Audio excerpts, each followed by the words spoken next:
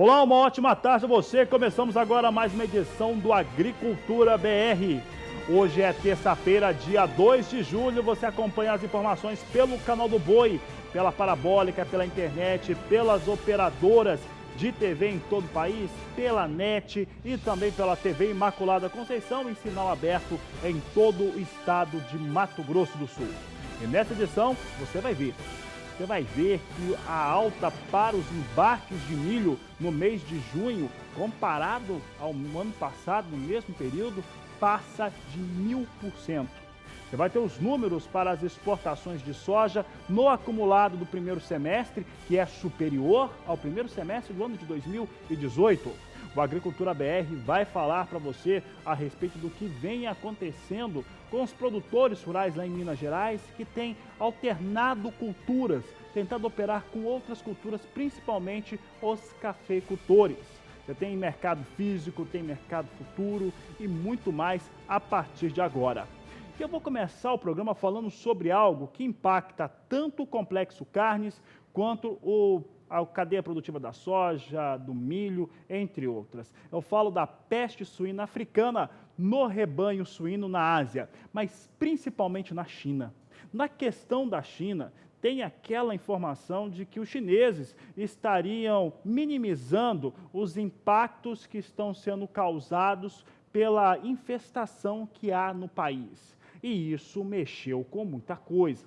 Ora, já tem um tempo, inclusive, que eu tenho trazido aqui levantamentos. O Rabobank é o mais, dentre as instituições que falam sobre o assunto, o Rabobank talvez seja aquele mais apocalíptico para falar a respeito da peste suína africana lá na China, mas que tem dado números aí de uma situação muito grave por lá. E agora vem essa questão que estariam sendo maquiados os números. Aqui no Brasil isso teve um efeito imediato, principalmente sobre as ações negociadas da indústria frigorífica brasileira, como a BRF, como a Marfrig e JBS, que tiveram elevações por conta desse fator da peste suína lá na Ásia, na China, para ser mais preciso. Mas quem fala sobre o assunto é Walter Pulga Júnior. Pulga, deve ter muito mais foco de peste suína na China do que tem se falado, e isso já era uma coisa que muita gente imaginava, não é? Boa tarde, seja bem-vindo. Boa tarde a você, boa tarde a todos. É, de fato, as mortes de animais por conta dessa peste suína africana lá na China podem ser o dobro do número oficial.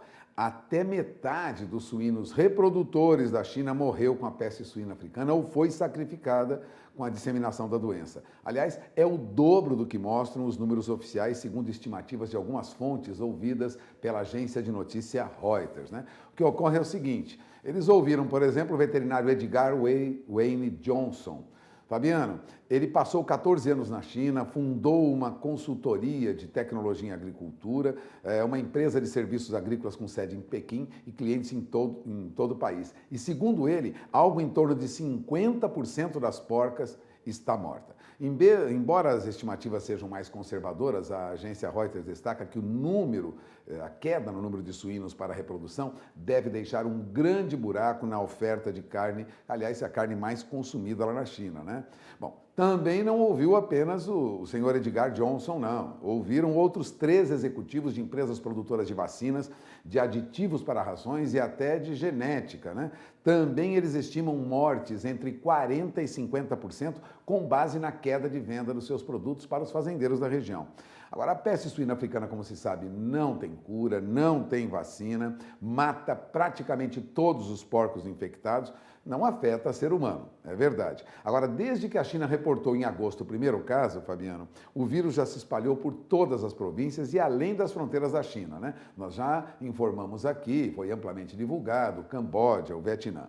Agora, o governo chinês só relatou 137 surtos da doença até agora, mas muitos não são informados, principalmente os que ocorrem agora no sul do país, no sul da China, na região de Guangdong, Guangxi e Hunan. Segundo 4 criadores ouvidos por jornalistas da agência Reuters e também por uma autoridade entrevistada que não quis ter seu nome publicado, quase todos os porcos morreram, disse um criador, por exemplo, do condado de Bombaí, em Guangxi. A província, para você ter uma ideia, essa Guangxi, produz 33 milhões de suínos, produziu em 2017, né? É uma importante produtora de carne de porco para o sul da China. Agora, tudo isso afeta não só o mercado chinês, porque a carne suína representa 60% do consumo lá.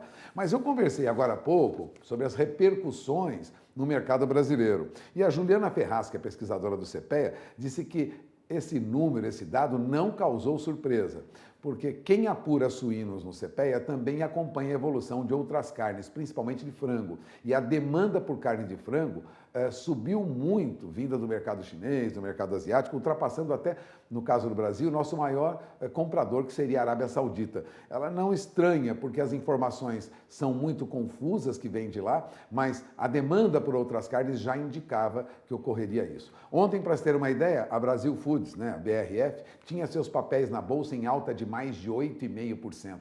A JBS tinha alta de mais de 5,5%. E agora há pouco, você verá comigo, o JBS vem em alta de novo, alta de quase 2% nos últimos negócios agora, também por conta dessa expectativa de uma grande demanda por carne suína. E os números do CPEA já mostravam isso, né, Fabiano? Só para completar, olha, no Paraná ontem, primeiro dia de negociação desse mês, suíno vivo, preço pago ao produtor subia para R$ 5,04, mais uma alta de 0,40%. O indicador para suíno vivo no Paraná também subia quase 0,5% ontem, levantamento do CPEA, para R$ 4,47 por quilo. Eu falo quilo de suíno vivo pago ao produtor. A demanda deve crescer muito, isso altera e causa um desarranjo no mercado internacional de carnes, e a demanda por carnes vinda da Ásia, principalmente da China, deve continuar firme, estimulando aí os preços em todo o mercado internacional. É com você. Tá certo, Pulga, obrigado pela participação. Por aqui o Agricultura BR segue e por aqui agora o assunto é soja. Vou ver você balançar aí.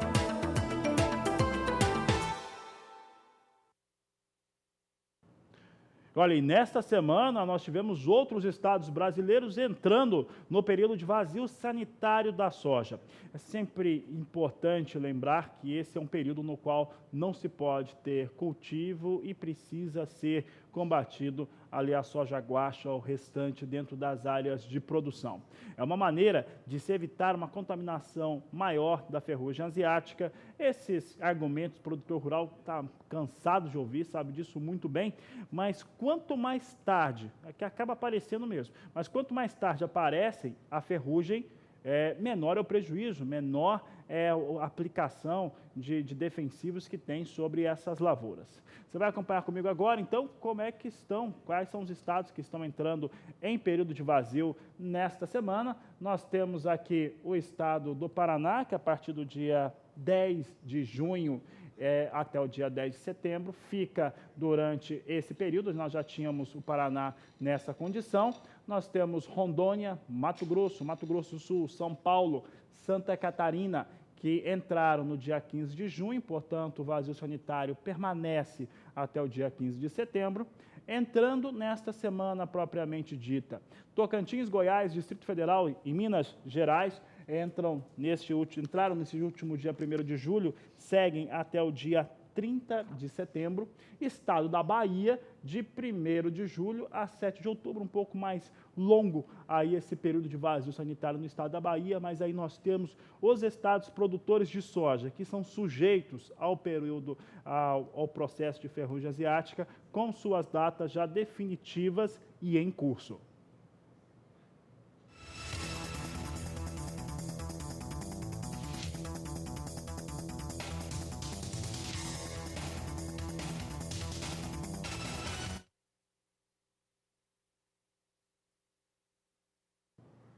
A Agricultura BR fala agora sobre os embarques brasileiros do complexo soja.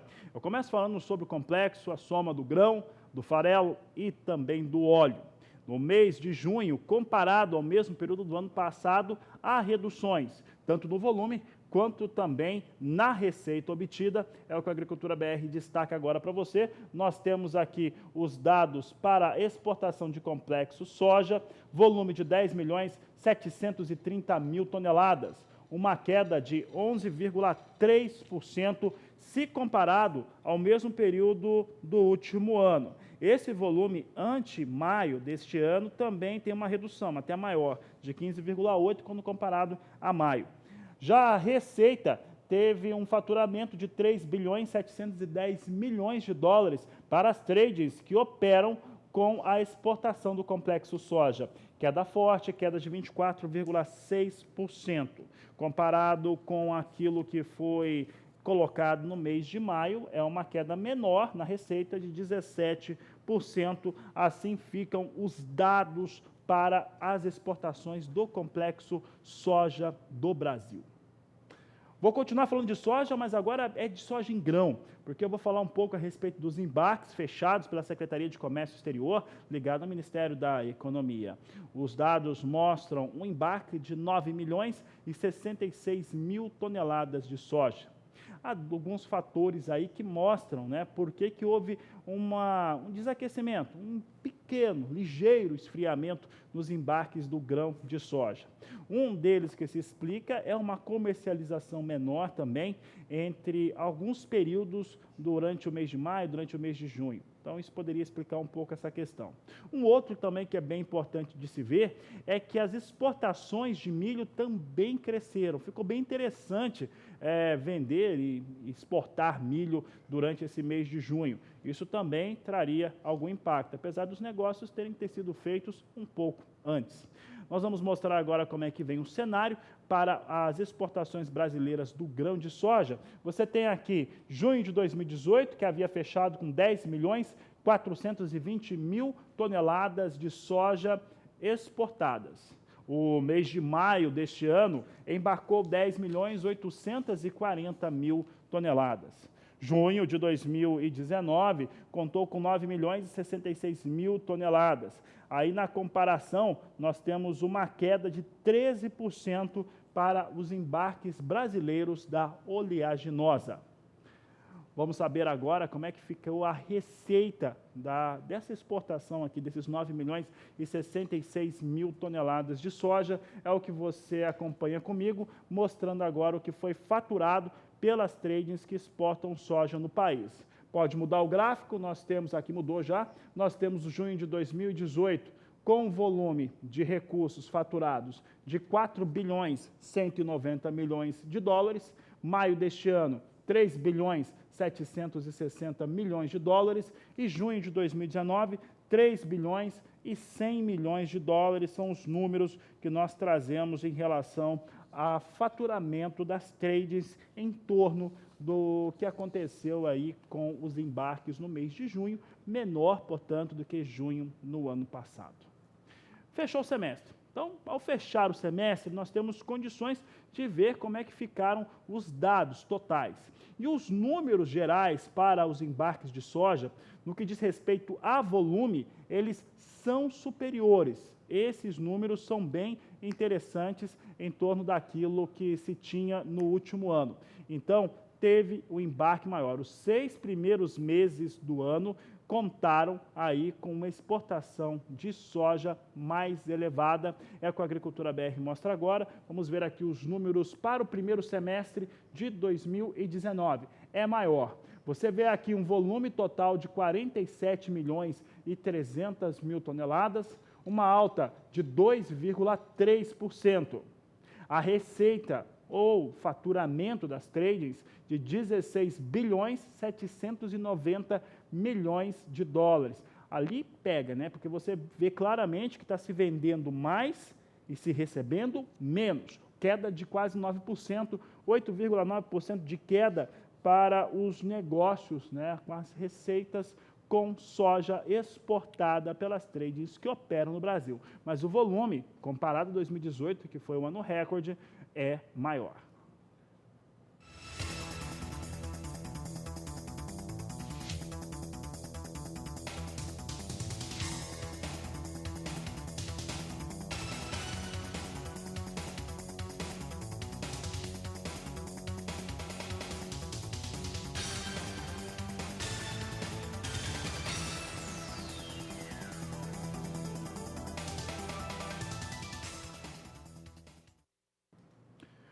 Seguimos falando de soja, agora soja nos Estados Unidos. Ao final do dia desta última segunda-feira, depois do mercado já fechado, o Departamento de Agricultura dos Estados Unidos divulgou o seu relatório de acompanhamento de lavouras, que mostra uma safra mais adiantada até o último domingo em relação ao cultivo da soja, mas claro, já muito atrasado, porque ano passado já havia concluído a plantio da soja, semeadura, muito tempo antes. Em relação à média, o atraso continua, é o que nós vamos ver na tela agora. A situação da soja americana é muito ruim e ser muito ruim por lá é bom. Você vê aqui que 92% do plantio da soja ocupando uma área que, de acordo com o levantamento trimestral, lá, o levantamento de áreas dos Estados Unidos, são de pouco mais de 32 milhões de hectares, estavam concluídos até este último domingo.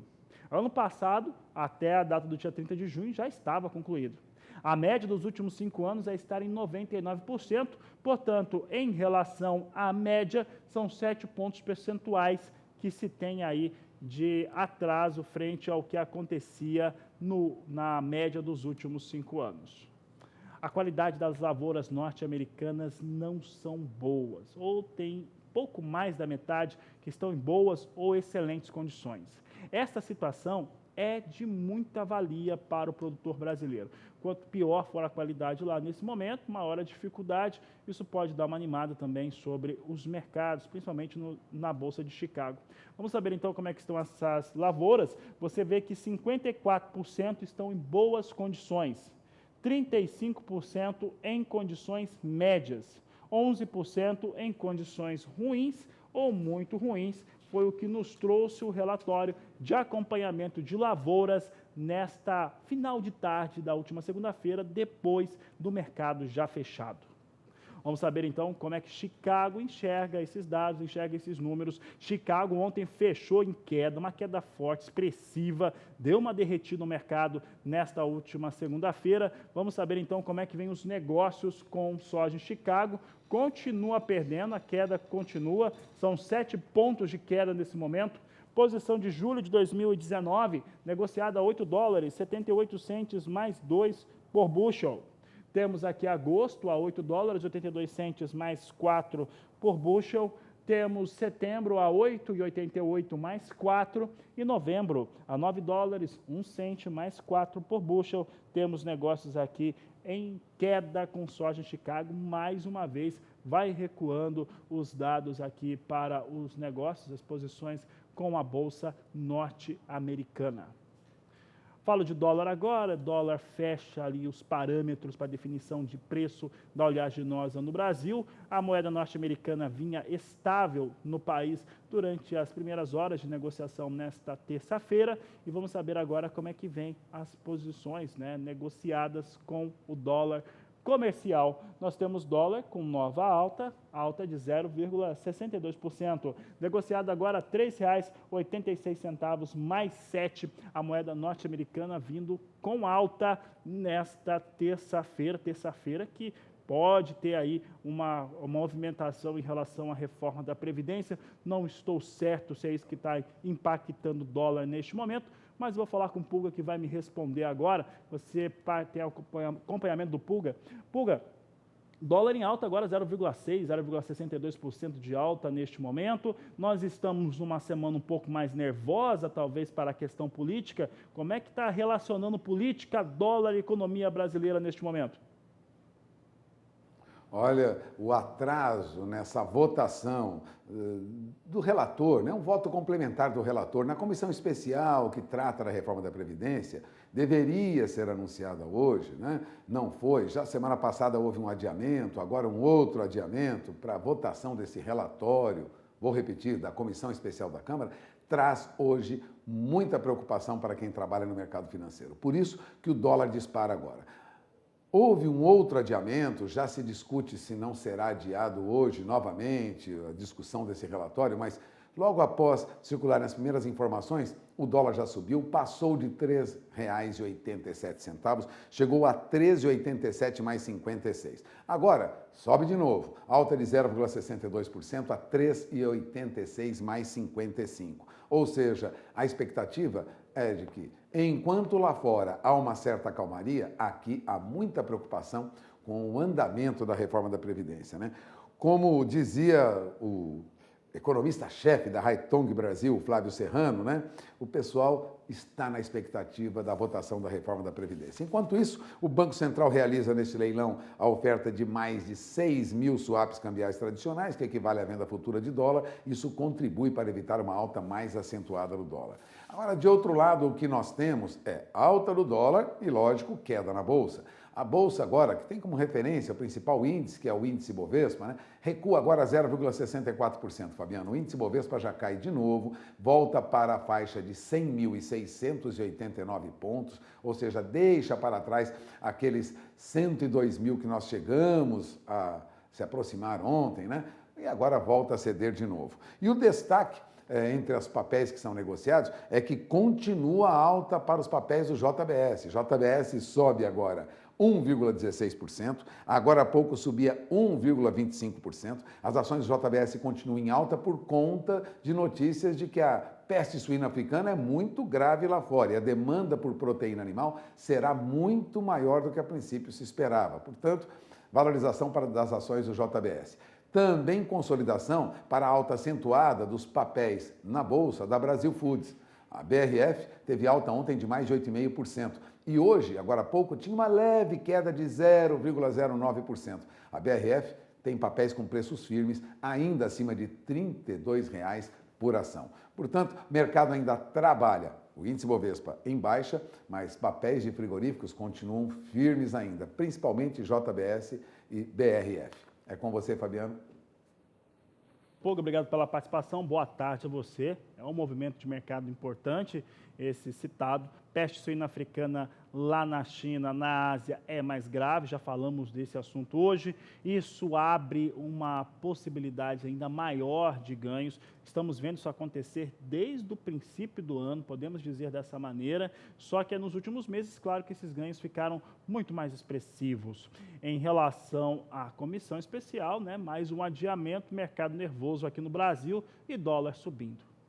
Bom, o dólar está subindo, mas a soja em Chicago vai caindo e com isso nós temos valores menores na referência para os negócios com soja nos portos brasileiros, em Santos e Paranaguá. É o que nós vamos ver agora na apuração da Grãos Corretora. Você tem aqui Santos com recuo frente aos valores negociados ontem, vindo para R$ 81,00 a saca de 60 quilos e Paranaguá R$ 80,00 a saca de 60 quilos, números apurados pela Grãos Corretora para esta data do dia 2 de julho.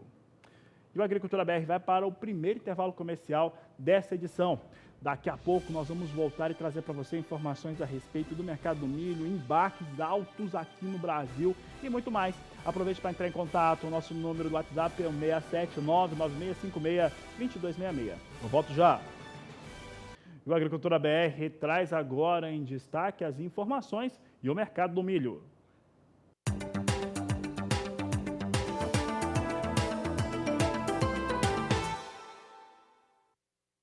E o Instituto Mato Grossense de Economia Agropecuária, o IMEA, informou colheita de 40,8% da área cultivada com milho em segunda safra no estado de Mato Grosso. Também informou um dado muito importante, aquele de valorização da saca de milho em uma semana de 0,8%. Vou comentar esses dados aqui. Você tem aqui milho de segunda safra em Mato Grosso, com colheita chegando a 40,8%. Na última semana, o mercado para o milho em Mato Grosso valorizou 0,8%, quase 1% em uma semana. Por que isso está acontecendo? Um fator bastante evidente que você vai acompanhar aqui na Agricultura BR. Uma disputa do mercado interno com o mercado externo para exportação pelo grão faz com que os preços se mantenham firmes, mesmo com quase metade do milho do maior produtor do Brasil já colhido.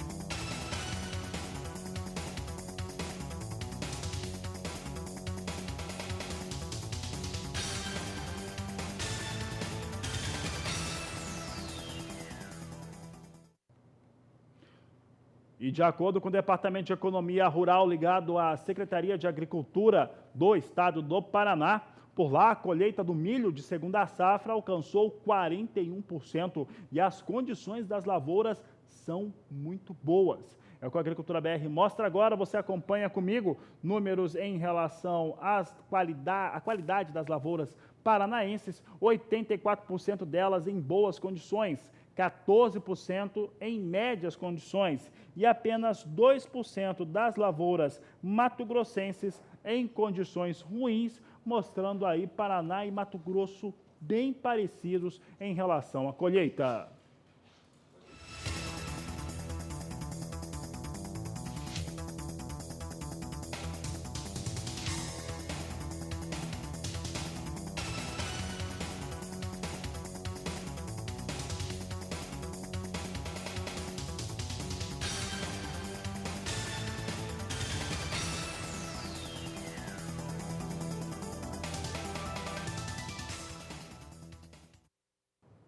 Vou falar da exportação de milho durante o mês de junho, porque a Secretaria de Comércio Exterior, ligada ao Ministério da Economia, divulgou os dados na tarde desta última segunda-feira. E o milho teve uma disparada mesmo. O momento é muito bom para quem tem milho para vender, tanto no mercado interno quanto também no mercado externo. São compradores. No caso, as exportações do Brasil de milho, elas foram tão interessantes, favorecidas pela disputa interna e também pelo câmbio, que o milho chegou a disputar espaço, ainda que pouco, com a soja. E o aumento nas exportações frente ao ano passado passam de 1000%. É o que eu vou mostrar agora na tela. Você tem aqui os dados relacionados aos embarques brasileiros de milho. Em junho de 2018, foram 140 mil toneladas. Maio deste ano, 1.030.000 toneladas, enquanto que junho de 2019, olha como salta para 1.360.000 toneladas no mês passado, portanto, uma alta realmente muito forte para os embarques brasileiros de milho, é o destaque agora do Agricultura BR. Você acompanha comigo agora como é que foi o faturamento das tradings que operam com as exportações brasileiras de milho. Veja na tela comigo aqui como é que ficaram os dados. Ano passado, em junho, foram 26 milhões e 400 mil dólares faturados. Em maio deste ano, 183 milhões e 600 mil dólares. Junho de 2019, 272 milhões de dólares. Aqui fica muito claro porque para o produtor rural, para o pecuarista, o preço do milho é mais elevado neste momento. Ele é mais elevado mesmo com uma safra recorde sendo colhida, porque o assédio, a procura pelo milho brasileiro é realmente mais alta no cenário externo e também no mercado interno também. Continuo falando de milho agora, vamos falar um pouco a respeito do que vem acontecendo com o milho lá na Bolsa de Chicago. É o destaque de agora, você tem na tela aqui a posição de julho, vem aí na estabilidade, ligeira alta de 0,4. 4 dólares 12 centes mais 4 por bushel. Setembro sobe 2 pontos, vindo para 4 dólares 17 centes mais 4 por bushel. Dezembro, 4 dólares 24 centes mais 3. Temos ainda a posição de março, 4 dólares 33 centes mais 2. Destaque já agora para o Agricultura BR em relação ao que vem acontecendo com milho na Bolsa de Chicago. Trazemos agora os destaques para os números do café. E o primeiro deles são ligados à exportação global durante o mês de maio.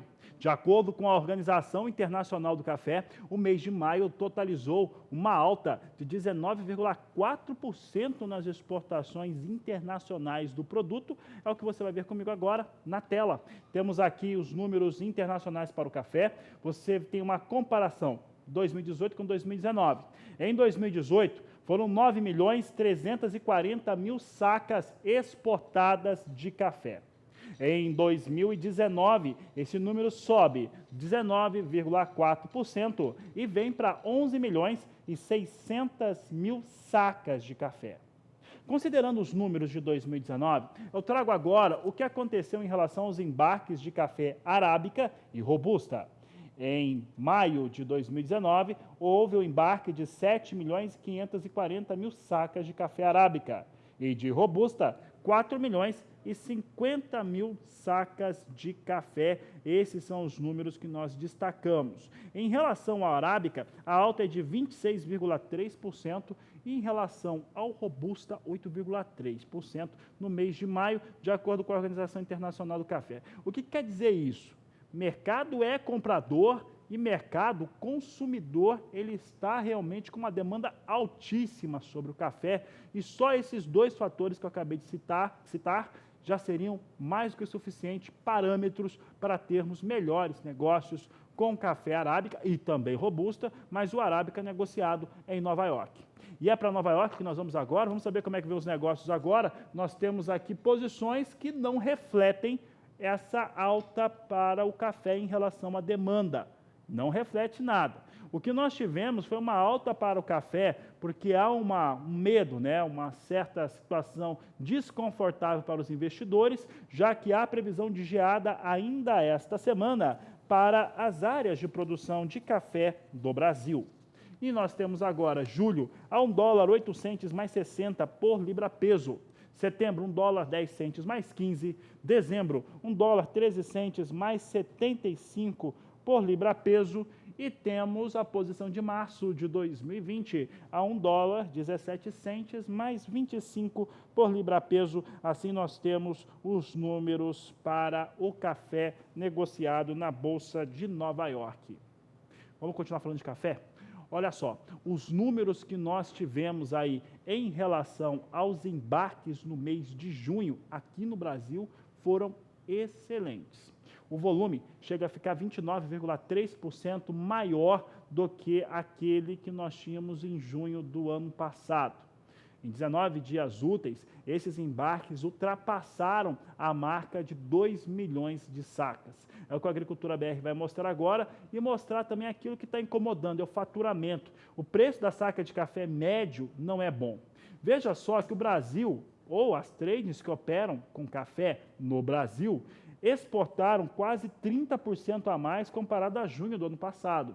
Foram 2.801.000 sacas de café que foram embarcadas, 29,8% de alta. Já a receita faturada foi de 317 milhões e 900 mil dólares, alta de 2,45%. Mantenha a tela aqui atrás, por favor, e eu vou conversar um pouco com o cafeicultor. São esses dois números aqui que estão muito distantes um do outro. O que significa ele? Que nós tivemos um embarque, entregamos muito mais produtos por um preço menor. Esse é o impacto principal que se tem neste momento sobre o café. O preço da saca de café é menor neste momento. Nós estamos vivendo essa situação, mesmo com uma demanda internacional que não para de crescer. O Agricultura BR agora mostra o movimento do primeiro semestre. Tivemos o fechamento dos 6 primeiros meses do ano, e aí fica bem interessante para trazermos dados, números em relação ao que aconteceu nessa primeira etapa do ano. Tem gente que fala que foi fechar os olhos e passar 6 meses, de certo modo foi mesmo, passou bem rápido, e os números para o café em relação ao embarque refletem aquilo que aconteceu nos 6 primeiros meses do ano. Então veja comigo aqui na tela como é que ficaram divididos aqui o primeiro semestre. Brasil, ou trades que operam no Brasil, embarcando 17.990.000 sacas de café. Alta forte, alta de 42, olha só, 42,4% de alta para os embarques no fator volume.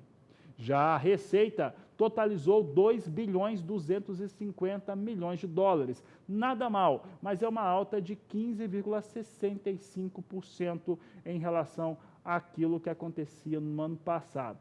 Nada, se a gente comparar ali uma conta assim bem simples, né? Você vai ver ali que teve uma queda de ali 30% ou em torno de 30% no valor da saca exportada de café pelo Brasil.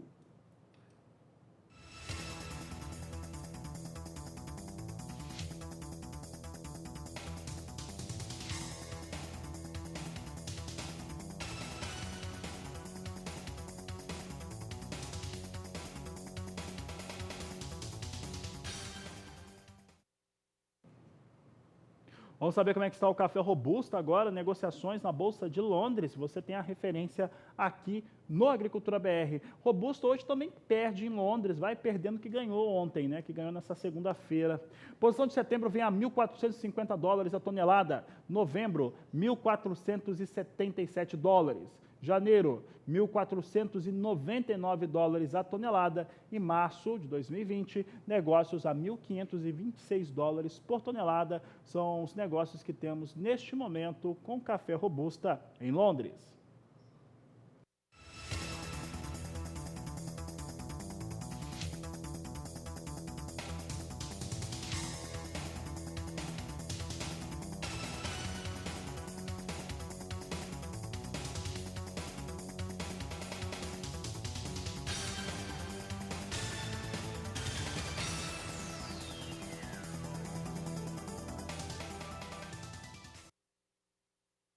E olha, em Minas Gerais, os cafeicultores têm buscado alternativas para conseguir melhorar a sua rentabilidade.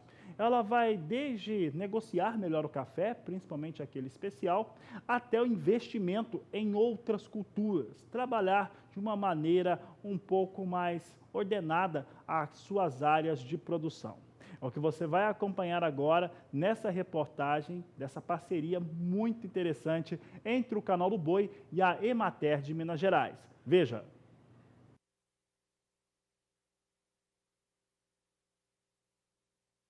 Eu me chamo Alisson Batista Borges e eu sou produtor rural. Eu mexo com um pouquinho de cada coisa: café, milho, um pouquinho de feijão. Meu nome é Guilherme, sou produtor.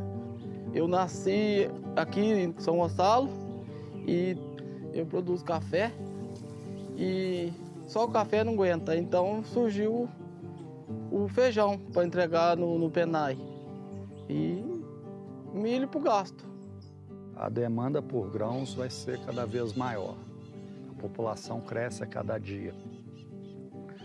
A população hoje é preocupada com a saúde, quer consumir grãos cada vez melhores, cada vez mais seguros. É um mercado que tem muito a crescer. A gente precisa um pouco de diversificação nesses cultivos. Meu nome é Joaquim, eu sou técnico agrícola. Eu trabalho nessa propriedade já fazem 11 anos e essa agricultura veio só crescendo durante esse período. Então, essa propriedade aqui, ela veio de uma área em torno de 500 hectares, quando eu cheguei aqui.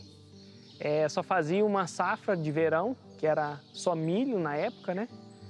Hoje, nesse plantio dessa safra, nós já estamos com 1.700 hectares, com 2 safras. Então, a gente está rodando anualmente 3.400 hectares, entre soja, milho, trigo, aveia e feijão. Antigamente, no sul de Minas, não se ouvia falar em trigo. Hoje o trigo está aqui presente nos cultivos de inverno. A gente não ouvia falar em soja, a soja cresce quase que no estado todo. Uma comparação que a gente deve fazer, no caso de grãos, é o tipo de cultivo, tá? Você vai fazer um cultivo tradicional com revolvimento de solo, aração e gradagem, ou você vai fazer um cultivo de plantio direto.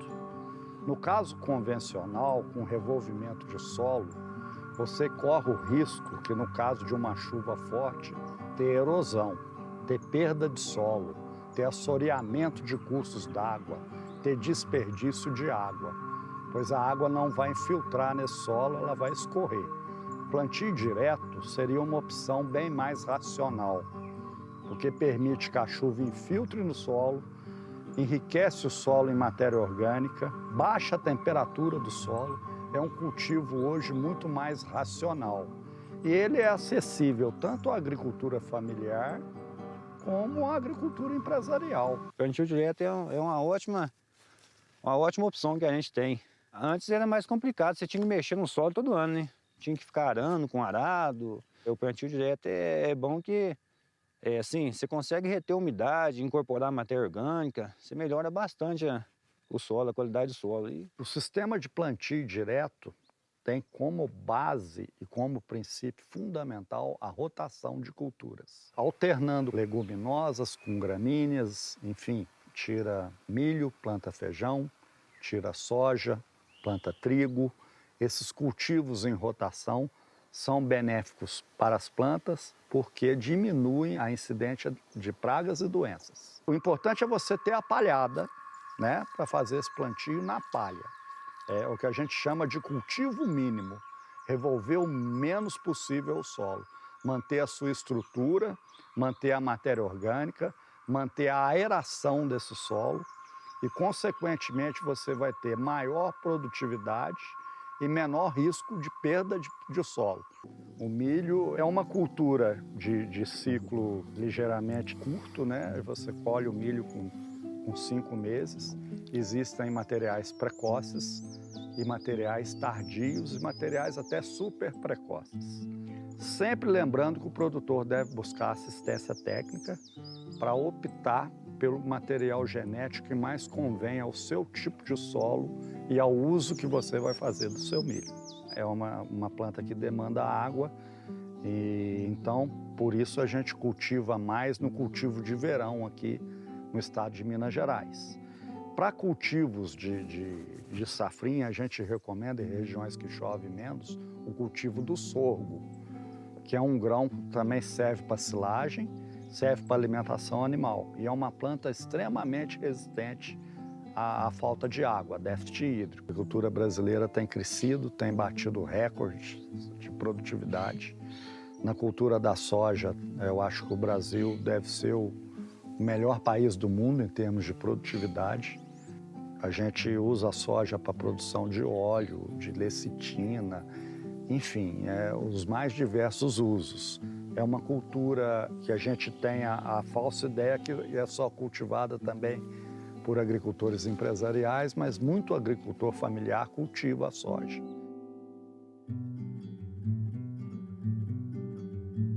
O fundamental do produtor hoje é a análise solo, é o básico. Porque através da análise solo você sabe o que o seu solo está precisando, o que você vai ter que colocar nele. Você tem que corrigir o seu solo com calcário, se necessário gesso. O gesso é um excelente insumo, além de fornecer enxofre, ele corrige alumínio tóxico em camadas mais profundas, né? Então, fundamental a análise de solo para você dosar a quantidade de calcário, a quantidade de gesso, se for o caso, e os nutrientes da adubação de plantio e cobertura. O processo que a gente faz é um processo de produção anual. A gente começa desde uma análise de solo, que a gente faz uma coleta, manda para o laboratório, esse laboratório analisa, a gente faz todo o processo de interpretação de solo, né, da análise de solo, vê o que está disponível, o que não está disponível nesse solo. Daí a gente partimos para qual cultura aquela área vai ser estabelecida, se vai ser milho ou se vai ser soja, ou na safra de inverno se vai ser trigo ou se vai ser aveia. Quando a gente começou, não tinha muito esse negócio na cabeça. Era plantar e coisa, mas depois que você vai vendo, o negócio vai mudando. E você economiza. Se você faz a análise, você economiza no adubo. Às vezes um adubo que você vai jogar não é aquele, é outro. Não é só pro feijão, o café é muito importante. Então, qualquer cultivo de grãos, primeiro a análise de solo. Segundo passo, uma boa semente. Se você é um agricultor familiar, vai fazer um cultivo agroecológico, a preferência é uma semente de milho, por exemplo, de variedade, que você vai guardar no paiol e poder cultivá-lo no ano seguinte, usar a sua própria semente. Nós temos tecnologia para todo porte de produtor. Então, o importante é você fazer o seu plano de negócios. Aonde você quer chegar, qual o seu mercado, qual o seu nível tecnológico. O feijão é a base da alimentação mineira, né? E é uma planta de ciclo muito curto e adaptável à produção em qualquer município mineiro. Planta-se feijão. Então, é uma cultura de suma importância para o estado. Talvez, junto com o arroz, o principal componente da nossa cesta básica. É uma cultura que depende muito de uma boa semente. É uma planta que permite ser cultivada em consórcio com outras culturas. A agricultura familiar usa muito isso, consorciar feijão com café, feijão com citros plantado na entrelinhas. E por ser uma leguminosa, o feijão fixa nitrogênio atmosférico no solo. Então, o uso dele em consórcio com plantas perenes é benéfico para a planta perene.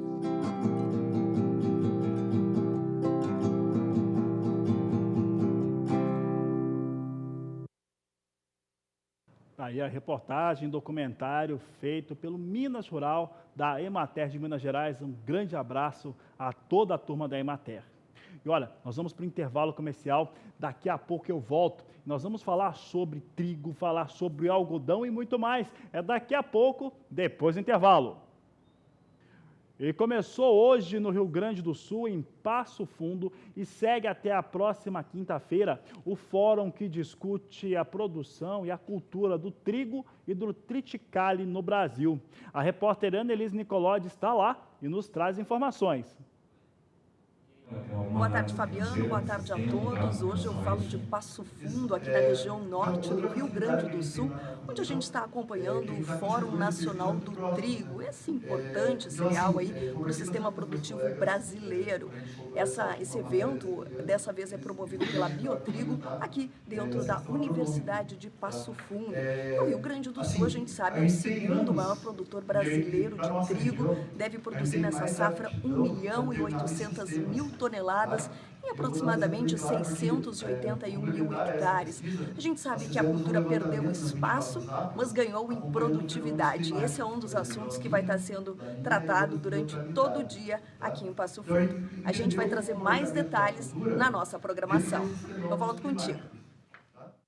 Aí, Annelise, participando do programa Fórum Nacional do Trigo, lá em Passo Fundo. Aliás, um grande abraço para os amigos de Passo Fundo. Estive lá durante os eventos, né, que nós tivemos esse ano. Tivemos em Nome Toque, fiquei hospedado em Passo Fundo e a população nos recebeu muito bem, recebeu bem demais o canal do Boi por lá. Um grande abraço a todos.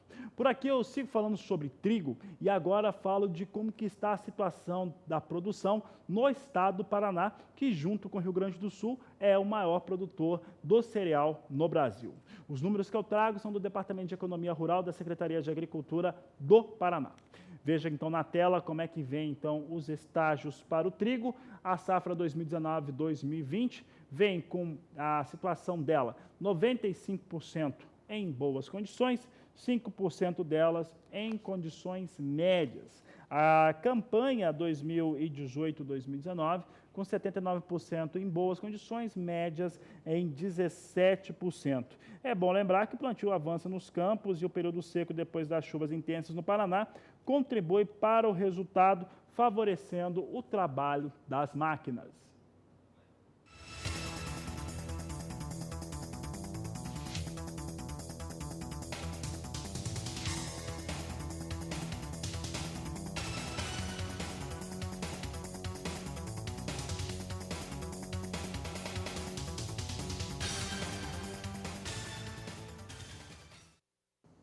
Vamos falar de algodão agora. Olha, de acordo com a Ampasul, a Associação Sul-Mato-Grossense dos Produtores de Algodão, a produção no estado vem de uma maneira bastante eficiente. É o que a Agricultura BR nos traz agora, mostrando como é que o estado do Mato Grosso do Sul está desenvolvendo aí a sua produção nessa campanha 2018-2019.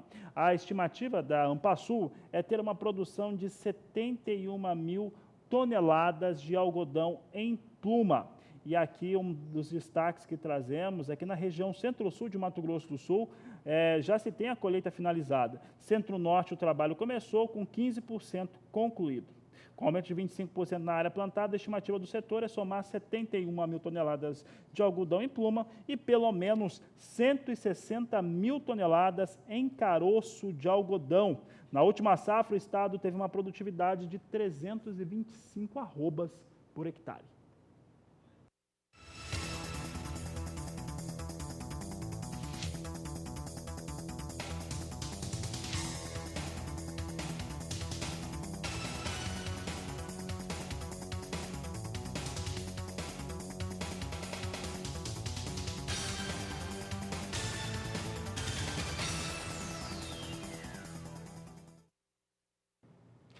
E depois do intervalo comercial, você vai ver tudo o que aconteceu num workshop lá no Rio Grande do Sul que discutiu a agricultura de precisão.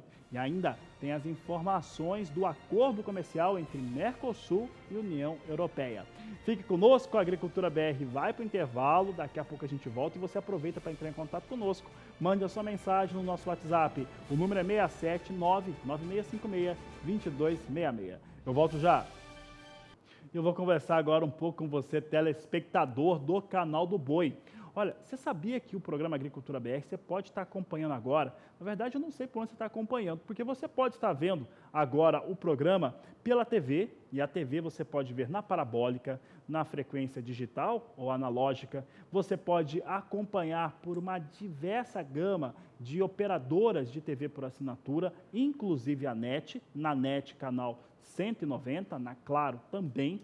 Você pode estar acompanhando agora pelo Facebook, pelo YouTube ou ainda pela TV Imaculada Conceição, no estado de Mato Grosso do Sul. Por que eu estou falando isso? Porque você pode acompanhar aqui o nosso programa nas mais diversas plataformas e ter as informações que fazem diferença no seu negócio. O Agricultura BR agora mostra para você um pouco sobre a agricultura de precisão. A agricultura de precisão tem garantido resultados melhores no campo e quanto mais o produtor conhecer, mais competitivo ele fica. Essa é uma das questões que foram colocadas nesse evento, no qual a Annelise Nicolodi participou e nos traz as informações agora. Maximizar a lucratividade. Esse é um dos assuntos que está sendo discutido durante o workshop, falando sobre agricultura de precisão. Alencar, como que é possível aumentar a rentabilidade do produtor rural, que a gente sabe que é a grande chave para os negócios, né? Para manter o futuro dos negócios? Aumentando a eficiência no uso de recursos. Esse é o segredo para maximizar o lucro do produtor.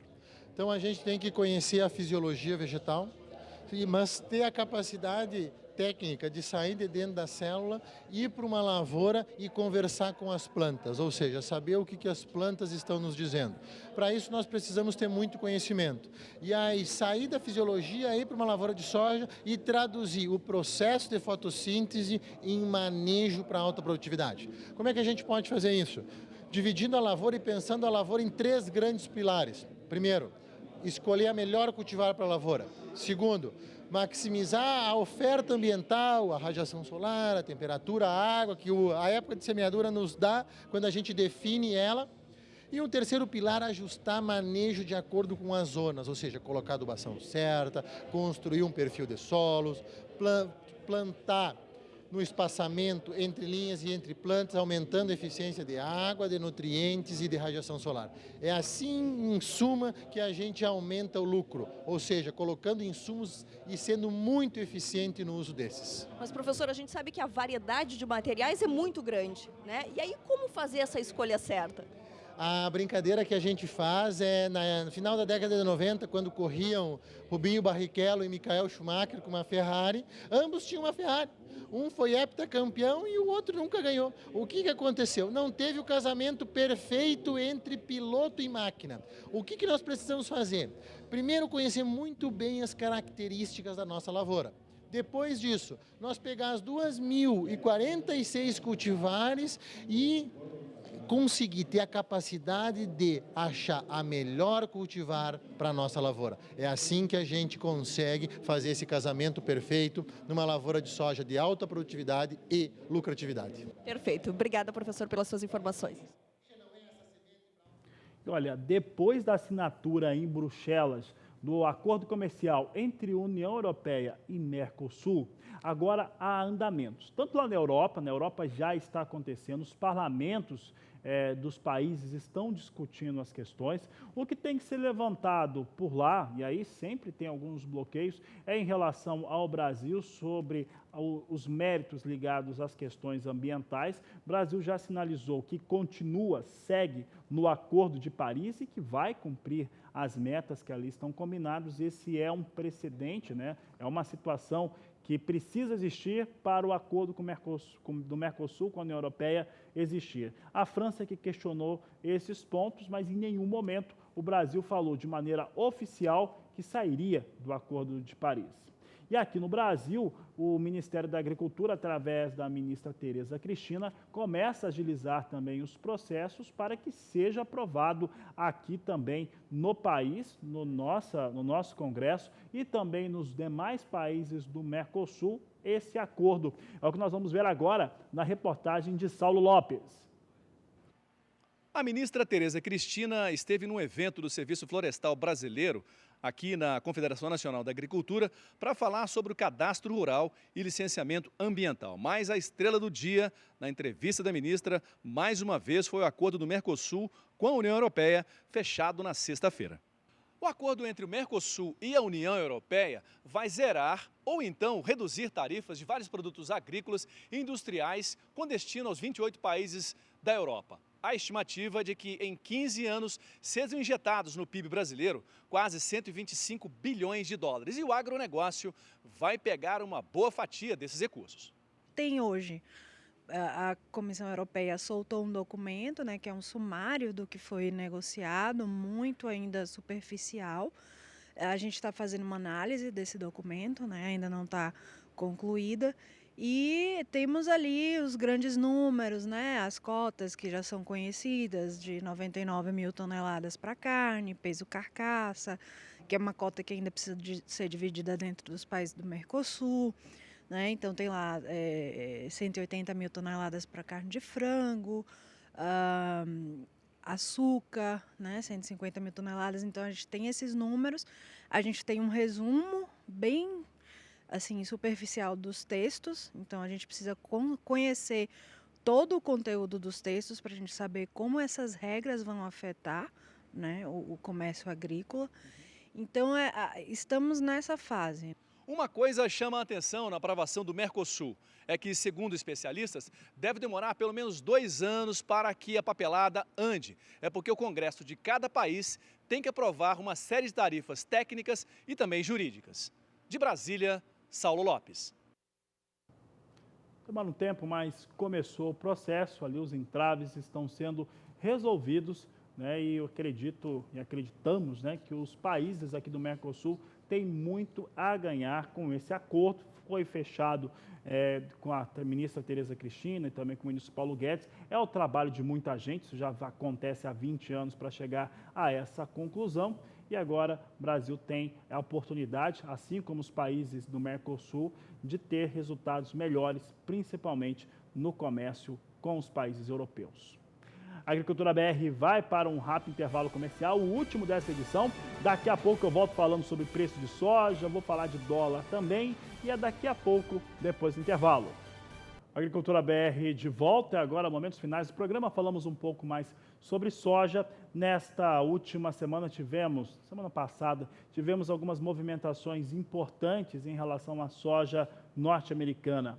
Uma delas é que depois do outro final de semana passado, no qual teve chuvas fortes e até queda de granizo, em parte no meio oeste norte-americano, a semana passada contou com um clima bastante estável que fez com que os produtores de lá, sojicultores e também quem cultiva milho, conseguiram avançar com as suas áreas de cultivo. Esse é um ponto. O outro foi que na sexta-feira, os 2 importantes levantamentos do Departamento de Agricultura norte-americano trouxeram dados também importantes. Trouxe ali pouco mais de 32 milhões de hectares sendo ocupados com soja nos Estados Unidos, uma área pequena. Trouxe um estoque trimestral na posição do dia 1º de junho de 2019 alto, em 48 milhões de toneladas, mas com 47% de alta. O mercado esperava mais. Então isso foi visto com bons olhos, soja subiu, fechou um alta na sexta-feira passada. E aí nós tivemos alguns dados, alguns números de acompanhamento, mostrando realmente que o clima foi bastante interessante nos Estados Unidos na última semana, aquela situação que havia mesmo avançado a soja nos Estados Unidos. E na segunda-feira, portanto ontem, teve no relatório, depois do mercado fechar, às 17 horas Brasília, trazendo aí um relatório que mostrava um avanço bom até em relação às áreas de cultivo norte-americana com soja, mostrando aí 92% da área cultivada nessa atual campanha. O resultado é que segunda-feira tivemos quedas para a soja, nesta terça-feira também estamos tendo. Esses recuos para a soja nesta terça-feira estão ficando entre 6 até 7 pontos. Você vai acompanhar comigo agora como é que vem os negócios com soja em Chicago. Você tem aqui soja em Chicago na posição de julho a $8,78 mais 4 por bushel. A posição de agosto a $8,83 mais 2. Setembro, $8,89 mais 6. E temos também a posição de novembro de 2019 com negócios a $9,02 por bushel. São os negócios que temos agora com soja na Bolsa de Chicago. Vamos saber agora como é que vem o dólar comercial. O dólar comercial vai sendo influenciado pela política brasileira. Havia uma expectativa de se ter apreciação do projeto, o projeto de reforma tributária em uma das comissões da Câmara Federal, foi adiado de novo e com isso o dólar vinha andando em alta. É o que nós vamos acompanhar agora. Temos alta para o dólar 0,25% a R$ 3,85 mais 3 para a moeda norte-americana. São os números que trazemos agora para a soja e também para dólar. Mais informações você vai ver logo mais às 17h20 na terceira edição do Agricultura BR. Então, por enquanto, vou ficando por aqui. Desejo a todos uma ótima tarde, excelente almoço também para quem não almoçou ainda. E nos vemos logo mais às 17h20. Até lá!